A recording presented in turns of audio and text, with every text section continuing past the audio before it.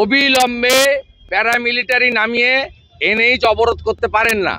আমি 2টো অবধি দেখব, 2টোর পরে আমি নীতিন গডকরিকে লিখব, অমিত শাহজিকে লিখব, গভর্নরকে লিখব যে ইমিডিয়েট ওখানে ব্যবস্থা না হোক। আর উনি কালকে বলেছেন না ডিবিসির সঙ্গে কাট আপ করে দিতে।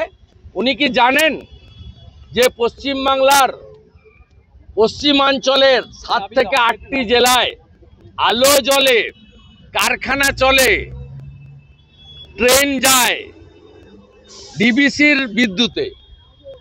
একটা পাওয়ার প্ল্যান্ট করতে পারেননি, 1 ইউনিট বিদ্যুৎ নতুন করে জেনারেশন করতে পারেননি, ডিবিসির উপর নির্ভর করেন, আবার ডিবিসিকে সঙ্গে সম্পর্ক কাট আপ করবেন বলেছেন।